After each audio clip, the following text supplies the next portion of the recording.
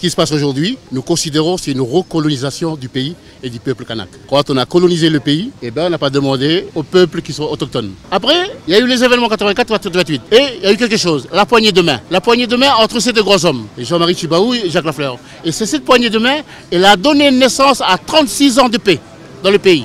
Aujourd'hui, le gouvernement actuel remet en cause cette décision, ces accords-là. On dit qu'il y a 600 millions de personnes qui n'ont pas accès à l'électricité. 600 millions de personnes. Alors dans ces conditions, comment tu vas transformer ton économie à travers l'industrialisation si tu n'as pas accès à la matière première principale qui est l'électricité? Donc pour moi, ça c'est un problème fondamental que nous devons régler. L'accès à l'électricité. On voit un colon français qui s'appelle Gallieni, général Gallieni. Qu'est-ce qu'il fait? Il tire sur un homme désarmé. Et qu'est-ce qu'on voit ici? D'autres soldats français qui sont surpris à l'extérieur. Et on nous dit trait d'héroïsme du général Gallieni à Madagascar. C'est-à-dire que les Français, quand ils se réveillent le matin, ils prennent leur journal et ils voient ça et ils se disent ça là, c'est de l'héroïsme. Ok. On a l'explication à l'intérieur, explication des gravures. Parmi les chefs indigènes qui avaient fini par céder à l'habileté, à l'énergie et à la fermeté du général, l'un d'eux résistait avec une indomptable obstination. À la fin, le général Gallieni lui adresse encore une dernière sommation, lui donnant jusqu'au lendemain midi pour se soumettre. Le chef malgache fait répondre qu'il restera dans sa case et que si le général français veut sa soumission, il n'a qu'à venir la chercher. Le général Gallieni, seul, il pénètre dans la case, marche droit au chef rebelle et lui brûle la cervelle, risquant 100 fois de se faire tuer par les compagnons de l'insurgé. On appelle ça un trait d'héroïsme. Il s'appelle Gallieni. Il y a un métro à Paris, métro 3. Il y a un spectre de l'impérialisme occidental qui se propage partout. Ce qui se passe dans la guerre israélo-palestinienne, c'est l'impérialisme occidental qui est en train d'agir. C'est l'oligarchie occidentale, c'est toujours elle qui est là, qui est en train d'agir. Les pays qui soutiennent Israël dans son génocide vis-à-vis des Palestiniens, c'est qui? C'est les nations occidentales, en priorité. Pas que, mais en majorité. Et il y a le reste qui se bat. On était à Téhéran avec des représentants, des militants palestiniens. On a fait un certain nombre de rencontres pour qu'il y ait une convergence des luttes, parce que qu'on le veuille ou pas, ce que subissent les Palestiniens et ce que subissent les Africains, c'est à différents égards la même chose. On a connu l'esclavage, la colonisation et tout ce qui s'ensuit, mais c'est la même chose. C'est le colonialisme. Et le problème, c'est que quand ça touche Israël, comme les gens ont tous peur de parler de ce pays entre guillemets, de cette colonie, les gens ferment les yeux. Le gouvernement israélien est un gouvernement criminel contre l'humanité. Et moi, je ne veux pas me coucher pour le dire. Je ne cherche pas une place chez eux. Je ne cherche pas une place dans leurs médias. Je ne cherche pas une place dans leur monde. Je suis un Africain fier de l'être et je dis ce que je pense.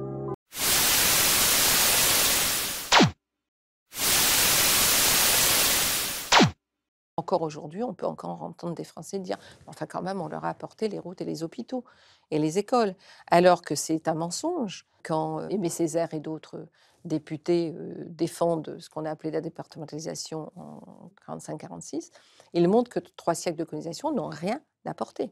Strictement rien. La population est dans une misère totale. Il n'y a pas d'hôpitaux, il n'y a pas d'écoles, il n'y a pas de routes, il n'y a rien. Mais ces colonies produisent du sucre, produisent de la banane, produisent ça part. Et avec des vies plus courtes, nous apportons l'égalité à ces peuples. En fait, non, vous apportez l'exploitation et l'inégalité.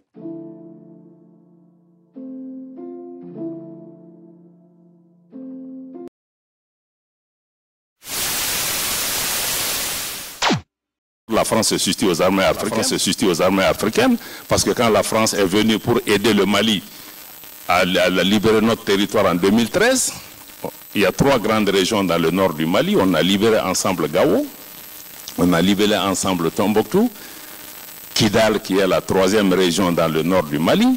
À 50 km de la ville de Kidal, l'armée française a stoppé net l'armée malienne en disant que vous ne pouvez pas entrer à Kidal sur notre propre territoire. Quelle souveraineté vous promettez? Aujourd'hui, 10 ans après, l'armée malienne et l'État malien n'est pas présent à Kidal. 10 ans après, l'armée malienne et l'État malien n'est pas présent à Kidal. On parle d'ingérence dans les affaires intérieures parce que la France est venue, elle a choisi son camp avec qui travaille 10 ans. Elle travaille dans le nord du Mali avec des groupes rebelles. Elle a choisi ses amis dans le pays. Elle travaille dans le nord du Mali avec des groupes rebelles. Elle a choisi ses amis dans le pays. C'est pas normal. C'est pas normal. Esclave, je t'affranchis, tu es un homme libre. Merci. Mais quoi, ça veut dire que je ne ramasserai plus le coton? Eh ben voilà, c'est terminé. Fini les limbagos. C'est génial. Et je ferai plus le ménage non plus? Bah non, c'est fini, ça aussi. C'est super, ça. Et je brosserai plus les chevaux? Mais tu es libre, je te dis. Oh, merci. Merci du fond du cœur, merci. Qu'est-ce que vous allez faire maintenant? Ben, dormir un peu. Je suis épuisé, moi. Bon, on se reverra de toute façon, j'habite à côté. Ah non, désolé, mais vous pouvez pas rester ici, hein. Quoi? Mais pourquoi? Ben parce que quand on est un homme libre, on s'achète une maison et on vit pas chez son voisin, on s'assume. Comment je peux me payer une maison? J'ai pas d'argent. Vous avez pas mis 2-3 sous de côté quand vous étiez chez moi? Ben, c'est-à-dire que j'ai pas vu une pièce de monnaie depuis que je suis arrivé d'Afrique. Ouais, vous avez tout claqué, c'est ça? Flambeur, va. Bon, je vais pas vous laisser tomber. Qu'est-ce que vous savez faire, hein? Vous savez ramasser le coton? Oui. Et le ménage et les chevaux, c'est dans vos cordes? Aussi, oui. Ah ben écoutez, c'est incroyable, j'ai une place qui vient de se libérer, si vous voulez, elle est à vous. Merci. Ah non, ben ça me fait plaisir. Et alors comment on fait pour le salaire? $1 par mois, ça vous va? Mais c'est de l'esclavage. Impossible, il vient d'être aboli. Vous me permettrez quand même de pouvoir répondre à la secrétaire d'État française qui hier a fait une grande opération de relations publiques, mais qui manque de sincérité. C'était politiquement correct à entendre, mais c'est très loin de la réalité. Je vais vous dire pourquoi. D'abord, je pense qu'elle a indiqué hier que le régime à Bamako se bat pour sa survie. Je crois qu'un régime qui a une telle assise populaire n'a pas à s'inquiéter pour sa survie. La survie pour laquelle le Mali se bat, c'est la survie du Mali en tant qu'État. En tant qu'État. Et la survie de l'État malien a été menacée parce que la France, à la tête d'une coalition internationale, est intervenue en Libye pour une opération. Jusqu'à aujourd'hui, on ne connaît pas quel était l'objectif recherché. Si la France, comme pays de l'OTAN et qui maintenant fait partie militaire de l'OTAN, va envoyer officiellement ses troupes au sol, bien sûr, la France sera responsable de la Troisième Guerre mondiale. Moi, j'aime pas dire Troisième Guerre mondiale parce que personne ne sait qu'est-ce que cela veut dire. Mais si, par exemple, il y a toujours les choses qui sont pour nous inacceptables. Donc, notamment, c'est l'utilisation du matériel militaire de la part des territoires des pays qui font partie de l'OTAN. Par exemple, si du territoire de Pologne, il aura des F-16 qui vont aller se battre sur le front de l'Ukraine, nous serons obligés de démolir l'aéroport sur le territoire polonais. Et on ne veut pas. Pour l'instant, aujourd'hui, tout le monde comprend que c'est très dangereux. Mais comme j'ai déjà dit, ils n'ont pas la possibilité de freiner la situation. Ils ont que la volonté d'accélérer le conflit. Je suis à la fois ahuri et indigné par le fait que ceux qui représentent les descendants d'un peuple qui a été persécuté pendant des siècles pour des raisons religieuses ou raciales, que les descendants de ce peuple qui sont les décideurs de l'État d'Israël, que cela puisse non seulement coloniser tout un peuple, le chasser en partie de sa terre et vouloir le chasser pour de bon, mais en plus, après le massacre du 7 octobre, se sont livrés à un véritable carnage massif sur les populations de Gaza et continuent, frappant évidemment civils, femmes et enfants. Et de voir le silence du monde, des États-Unis protecteurs d'Israël, des États arabes, des États européens qui se prétendent défenseurs de la culture, de l'humanité et des droits de l'homme. Votre inaction confine à la complicité. Quand les premiers ministres espagnols et canadiens demandent l'application de l'ordonnance de la CIJ, qui exige l'arrêt total de l'offensive israélienne et la libération des otages, vous ne faites rien. Quand le Canada cesse ses livraisons d'armes à Israël, vous ne faites rien. Quand la Norvège, l'Irlande et l'Espagne reconnaissent l'État palestinien, vous ne faites rien. Quand l'Irlande et l'Espagne demandent la suspension de l'accord d'association Union européenne-Israël, vous ne faites toujours rien. Monsieur le Premier ministre, le courage de certains de vos homologues est le miroir de votre lâcheté. La Palestine ne doit pas devenir le tombeau du droit international.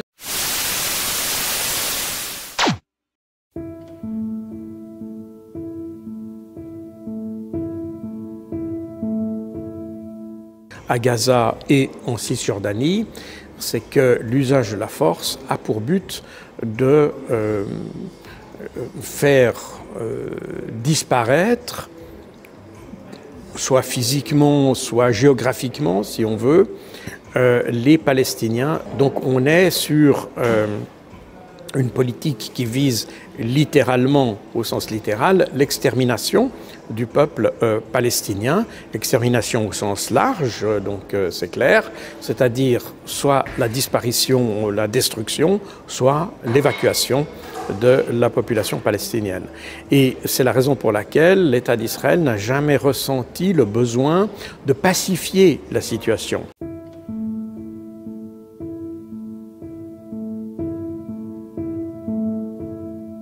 Les dirigeants israéliens ne seront pas jugés parce que les Américains s'y opposeront, mais je pense que les dirigeants palestiniens ne seront pas jugés non plus. Mais admettons qu'ils soient jugés honnêtement, ça veut dire qu'on doit faire le film de ce qui s'est passé le 7 octobre, et là, on s'apercevra qu'Israël a menti sur le déroulement de cette journée et qu'en réalité, la grande majorité des victimes que l'on attribue aujourd'hui au Hamas sont en réalité des victimes qui viennent de la manière dont la conduite israélienne a géré sa riposte.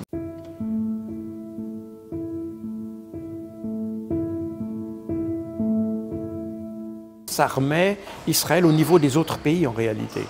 Parce que depuis 1948, Israël a joui d'un statut finalement privilégié, puisqu'ils n'ont pas été soumis aux mêmes règles du droit que les autres.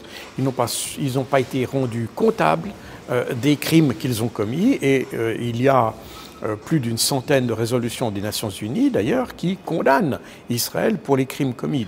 Il est un fait qu'Israël ne respecte pas le droit international, mais il n'a jamais été rendu comptable de ça. Or, pour la première fois, il l'est, et ça, c'est quelque chose d'important.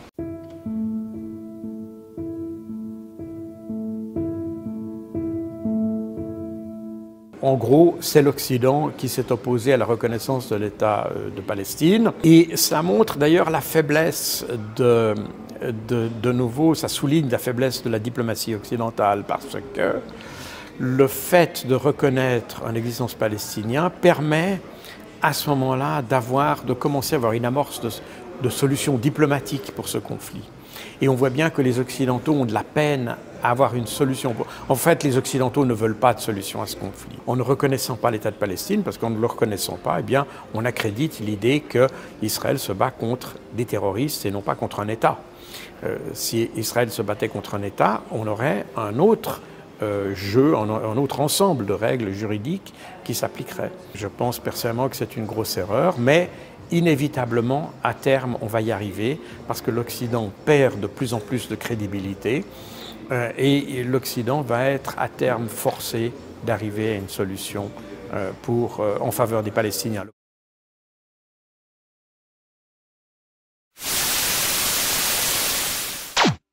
Je vous remercie de vos interpellations, de vos présentations, parce que c'est un sujet qu'il était temps que notre commission aborde. Je pense que la monnaie est l'un des attributs du pouvoir régalien des États et je pense que la dépendance de la zone CFA de la politique monétaire de la zone euro est une aberration complète. Il est temps que ces États se libèrent enfin de cette survivance coloniale. L'urgence est donc que la France lâche ses intérêts propres et cesse toute ingérence dans la politique monétaire et donc économique de ses peuples. Les peuples africains de l'Ouest aspirent à ce que l'on appelle la deuxième indépendance, c'est-à-dire qu'après l'indépendance politique, il est désormais recherché l'indépendance économique et monétaire. Peut-être que la récente élection de Diomaye Faye au Sénégal en est aussi le résultat. Ce carcan monétaire qui, malgré la pseudo-réforme de 2019, n'a pas coupé le triple lien ombilical qui relie le CFA à la zone euro, permettant à toute entreprise, on n'a pas beaucoup parlé, présente dans la zone euro, et qui fait du commerce dans la zone CFA de bénéficier, 1, d'une sécurisation de ses investissements sur le long terme grâce à la parité franc CFA euro, 2, de convertir ses profits réalisés en franc CFA vers l'euro grâce à la convertibilité illimitée, et puis de rapatrier ensuite ses capitaux vers la zone euro, ce qui limite largement les rentrées fiscales par ces États. Ce circuit de rapatriement des capitaux hors de la zone franc CFA grève les finances des États utilisant cette monnaie. Or, pour se désendetter, les États ne peuvent agir sur leur monnaie puisque le pilotage du franc CFA revient de fait à la Banque centrale européenne. La boucle est bouclée. Comment agir aujourd'hui pour améliorer cette situation ? Vous avez abordé un certain nombre de solutions. De nombreuses solutions semblent exister. Ce sera au peuple et aux États de faire leur propre choix. En attendant, nous sommes à la Commission des Affaires étrangères en France. Qu'est-ce que la France peut faire pour pousser vers une réforme des droits de tirage spéciaux, par exemple? Ce panier constitué par les plus fortes devises du monde et du Fonds monétaire international pour permettre un financement plus juste de ces économies qui souffrent.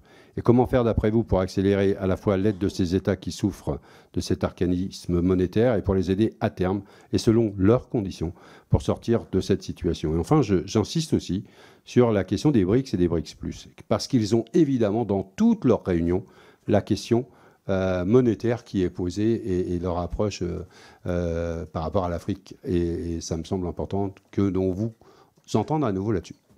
Je vous remercie. Mais effectivement, je voulais faire une réponse sur 3 points, parce que je crois, monsieur le député, que votre intervention illustre bien ces 2 pôles du débat, le pôle symbolique et le pôle, si je puis dire, économique, et les contradictions qu'il y a entre eux. Vous avez dit que c'est une aberration complète de rattacher ces monnaies par un taux de change fixe à l'euro.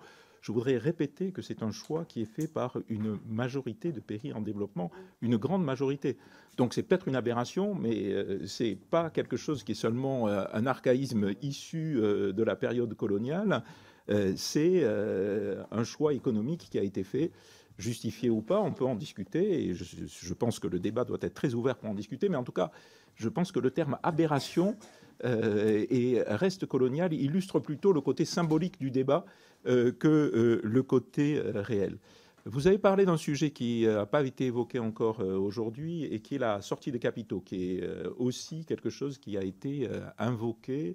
Alors, il y a plusieurs... C'est très difficile de regarder les sorties de capitaux illégales ou informelles, parce que justement, elles ne sont pas répertoriées.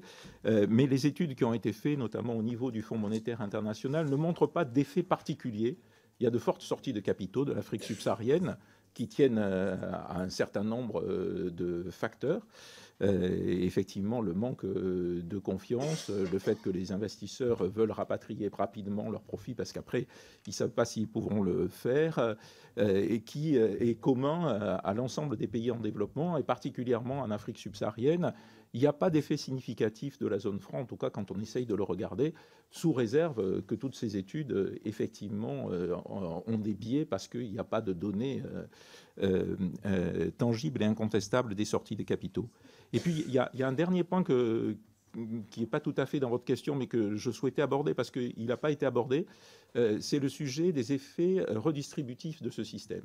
Souvent, on a dit dans le passé, et dans un passé encore relativement récent, c'est un système qui profite aux élites de ces pays parce qu'ils vont pouvoir financer leur appartement en France, leurs dépenses en France, leur consommation, leurs enfants qui viennent faire des études en France. Et à l'inverse, ça désavantage les plus pauvres, qui sont les paysans, les agriculteurs, qui souffrent de la faible compétitivité de leur production locale par rapport aux produits alimentaires importés. Et il y a tout à fait une réalité dans cette critique.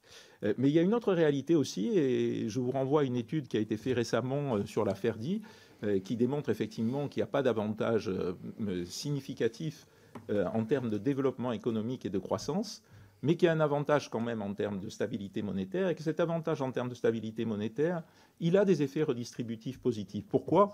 Eh bien, on l'a vu lors de la dernière poussée d'inflation en France, parce que quand il y a de l'inflation, c'est d'abord les pauvres qui en souffrent. Et quand il y a de l'inflation, et qu'en plus il y a une dollarisation de l'économie, c'est encore plus les pauvres qui en souffrent, parce qu'eux, ils ne peuvent pas accéder au dollar, ils ne peuvent pas accéder à une monnaie étrangère, ils ont beaucoup plus de difficultés, et leurs monnaies, elles font à une vitesse très rapide. Donc, il y a des effets redistributifs positifs, et je vous renvoie à cette étude de la Ferdi du système de taux de change fixe, du système tel qu'il est aujourd'hui, et c'est quelque chose probablement à ne pas oublier non plus dans l'équation.